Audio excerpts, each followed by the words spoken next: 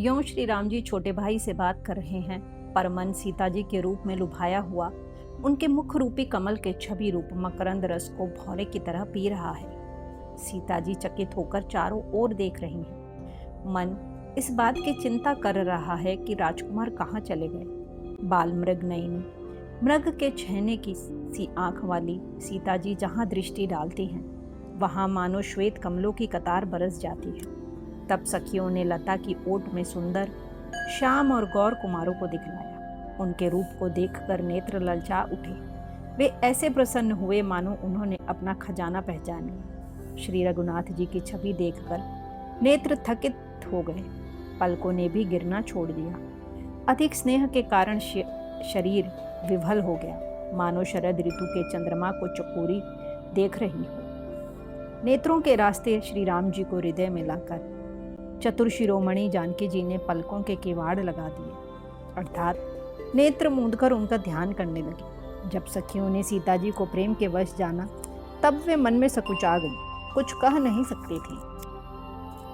उसी समय दोनों भाई लता मंडप कुंज में से प्रकट हुए, मानो दो निर्मल चंद्रमा बादलों के पर्दे को हटाकर निकले हों। दोनों सुंदर भाई शोभा की सीमा है।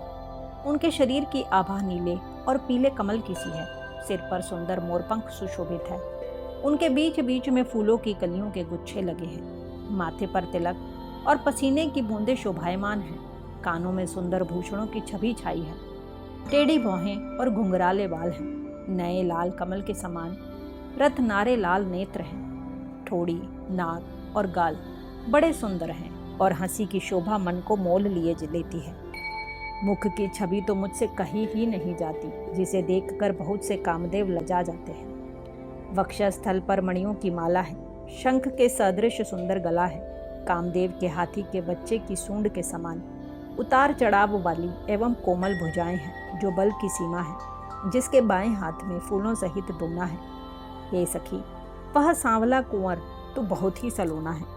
सिंह की सी पतली लचीली कमर वाले, पीतांबर धारण किए हुए, शोभा और शील के भंडार, सूर्य कुल के भूषण श्री रामचंद्र जी को देख कर सखियां अपने आप को भूल गईं। एक चतुर सखी धीरज धर कर हाथ पकड़ कर सीता जी से बोली, गिरिजा जी का ध्यान फिर कर लेना। इस समय राजकुमार को क्यों नहीं देख लेती। तब सीता जी ने सकुचा कर नेत्र खोले और रघुकुल के दोनों सिंहों को अपने सामने खड़े देखा। नख से शिखा तक श्री राम जी की शोभा देखकर और फिर पिता का प्रण याद करके उनका मन बहुत शुद्ध हो गया। जब सखियों ने सीता जी को प्रेम के वश देखा, तब सब भयभीत होकर कहने लगी, बड़ी देर हो गई, अब चलना चाहिए, कल इसी समय फिर आएंगी। ऐसा कहकर एक सखी मन में हंसी। सखी की यह रहस्य भरी वाणी सुनकर सीता जी सकुचा गई। देर हो गई जान उन्हें माता का भय लगा। बहुत धीरज धर कर वे श्री रामचंद्र जी को धीरज हृदय में लाईं और उनका ध्यान करती हुई अपने को पिता के अधीन जानकर लौट चली। मृग, पक्षी और वृक्षों को देखने के बहाने सीता जी बार बार घूम जाती हैं और श्री राम जी की छवि देख देख कर उनका प्रेम कम नहीं बढ़ रहा है, अर्थात बहुत ही बढ़ता जाता है। शिव जी के धनुष को कठोर जानकर वे मन में विलाप करती हुई हृदय में श्री राम जी की सांवली मूर्ति को रख कर चली। शिव जी के धनुष की कठोरता का स्मरण आने से उन्हें चिंता होती थी कि ये सुकुमार रघुनाथ जी उसे कैसे तोड़ेंगे। पिता के प्रण की स्मृति से उनके हृदय में शोभ था ही, इसलिए मन में विलाप करने लगी। प्रेमवश ऐश्वर्य की विस्मृत हो जाने से ही ऐसा हुआ। फिर भगवान के बल का स्मरण आते ही वे हर्षित हो गई और सावली छवि को हृदय में धारण करके चली। प्रभु श्री राम जी ने जब सुख, स्नेह, शोभा और गुणों की खान श्री राम जी को जाती हुई जाना, तब परम प्रेम की कोमल स्याही बनाकर उनके स्वरूप को अपने सुंदर चित्ररूपी भित्ति पर चित्रित कर लिया। सीता जी पुनः भवानी जी के मंदिर में गईं और उनके चरणों की वंदना करके हाथ जोड़कर बोली, हे श्रेष्ठ पर्वतों के राजा, हिमाचल की पुत्री पार्वती, आपकी जय हो, जय हो। हे महादेव जी के मुख रूपी चंद्रमा की और टकटकी लगाकर देखने वाली चकोरी, आपकी जय हो। हे हाथी के मुख वाले गणेश जी और 6 मुख वाले स्वामी कार्तिकेय जी की माता, हे जगत जननी, हे बिजली की सी कांति युक्त शरीर वाली, आपके जय हो। आपका न आदि है, न मध्य है और न अंत है। आपके असीम प्रभाव को वेद भी नहीं जानते। आप संसार को उत्पन्न, पालन और नाश करने वाली हैं, विश्व को मोहित करने वाली और स्वतंत्र रूप से विहार करने वाली हैं। पति को इष्ट देव मानने वाली श्रेष्ठ नारियों में हे माता, आपकी प्रथम गणना है। आपकी अपार महिमा को हजारों सरस्वती और शेष जी भी नहीं कह सकते। हे भक्तों का मुंह मांगा वर देने वाली, हे त्रिपुर के शत्रु शिव जी की प्रिय पत्नी, आपकी सेवा करने से चारों फल सुलभ हो जाते हैं। हे देवी, आपके चरण कमलों की पूजा करके देवता, मनुष्य और मुनि सभी सुखी हो जाते हैं। मेरे मनोरथ को आप भली भांति जानती हैं, क्योंकि आप सदा सबके हृदय रूपी नगरी में निवास करती हैं। इसी कारण मैंने उसको प्रकट नहीं किया। ऐसा कहकर जानकी जी ने उनके चरण पकड़ लिए। गिरिजा जी सीता जी के विनय और प्रेम के वश हो गई। उनके गले की माला खिसक पड़ी और मूर्ति मुस्कुराई। सीता जी ने आदरपूर्वक उस प्रसाद को सिर पर धारण किया। गौरी जी का हृदय हर्ष से भर गया और वे बोली, हे सीता, हमारी सच्ची आशीष सुनो। तुम्हारी मनोकामना पूरी होगी। नारद जी का वचन सदा पवित्र और सत्य है। जिसमें तुम्हारा मन अनुरुक्त हो गया है वही वर तुमको मिलेगा। जिसमें तुम्हारा मन अनुरुक्त हो गया है वही स्वभाव से ही सुंदर सांवला वर श्री रामचंद्र जी तुमको मिलेगा। वह दया का खजाना और सुजान सर्वज्ञ है, तुम्हारे शील और स्नेह को जानता है। इस प्रकार श्री गौरी जी का आशीर्वाद सुनकर जानकी जी समेत सब सखियां हृदय में हर्षित हुईं। तुलसीदास जी कहते हैं, भवानी जी को बार बार पूछकर सीता जी प्रसन्न मन से राजमहल को लौट चली। गौरी जी को अनुकूल जानकर सीता जी के हृदय को जो हर्ष हुआ वह कहा नहीं जा सकता। सुंदर मंगलों के मूल उनके बाएं अंग फड़कने लगे।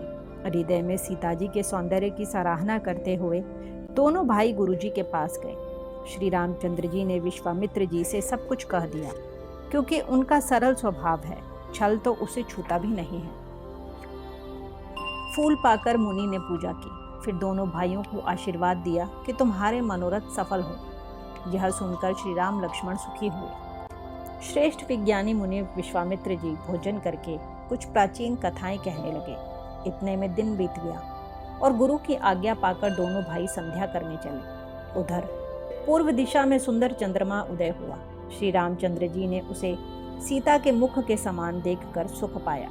फिर मन में विचार किया कि यह चंद्रमा सीता जी के मुख के समान नहीं है। खारे समुद्र में तो इसका जन्म, फिर उसी समुद्र से उत्पन्न होने के कारण विष इसका भाई, दिन में यह मलिन रहता है और कलंकी है।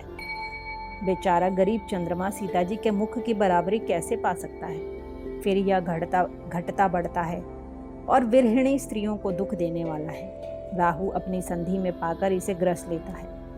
चकवे को चकवी के वियोग का शोक देने वाला और कमल का वैरी उसे मुरझा देने वाला है। हे चंद्रमा, तुझ में बहुत से अवगुण हैं जो सीता जी में नहीं है। अतः जानकी जी के मुख की तुझे उपमा देने में बड़ा अनुचित कर्म करने का दोष लगेगा। इस प्रकार चंद्रमा के बहाने सीता जी के मुख की छवि का वर्णन करके बड़ी रात हो गई। जान वे गुरुजी के पास चले। मुनि के चरण कमलों में प्रणाम करके आज्ञा पाकर उन्होंने विश्राम किया। रात बीतने पर श्री रघुनाथ जी जागे और भाई को देखकर ऐसा कहने लगे, हे तात, देखो कमल, चक्रवात और समस्त संसार को सुख देने वाला अरुणोदय हुआ है। लक्ष्मण जी दोनों हाथ जोड़कर प्रभु के प्रभाव को सूचित करने वाली कोमल वाणी बोले। अरुणोदय होने से कुमुदिनी सकुच गई और तारागणों का प्रकाश फीका पड़ गया। जिस प्रकार आपका आना सुनकर सब राजा बलहीन हो गए हैं। सब राजा रूपी तारे उजाला मंद प्रकाश करते हैं, पर वे धनुष रूपी महान अंधकार को हटा नहीं सकते। रात्रि का अंत होने से जैसे कमल, चकवे, भौरे और नाना प्रकार के पक्षी हर्षित हो रहे हैं, वैसे ही हे प्रभु, आपके सब भक्त धनुष टूटने पर सुखी होंगे। सूर्य उदय हुआ, बिना ही परिश्रम अंधकार नष्ट हो गया। तारे छिप गए, संसार में तेज का प्रकाश हो गया। हे रघुनाथ जी, सूर्य ने अपने उदय के बहाने सब राजाओं को प्रभु का प्रताप दिखलाया है। आपकी भुजाओं के बल की महिमा को उद्घाटित करने के लिए ही धनुष तोड़ने की यह पद्धति प्रकट हुई है। भाई के वचन सुनकर प्रभु मुस्कुराए। फिर स्वभाव से ही पवित्र श्री राम जी ने शौच से निवृत्त होकर स्नान किया और नित्य कर्म करके वे गुरुजी के पास आए। आकर उन्होंने गुरुजी के सुंदर चरण कमलों में सिर निभाया। तब जानकी जी ने शतानंद जी को बुलाया और उन्हें तुरंत ही विश्वामित्र मुनि के पास भेजा। उन्होंने आकर जानकी जी की विनती सुनाई। विश्वामित्र जी ने हंसकर हर्षित होकर दोनों भाइयों को बुलाया। शतानंद जी के चरणों की वंदना करके प्रभु श्री रामचंद्र जी गुरु जी के पास जा बैठे। तब मुनि ने कहा, हे तात, चलो, जानकी जी ने बुला भेजा है।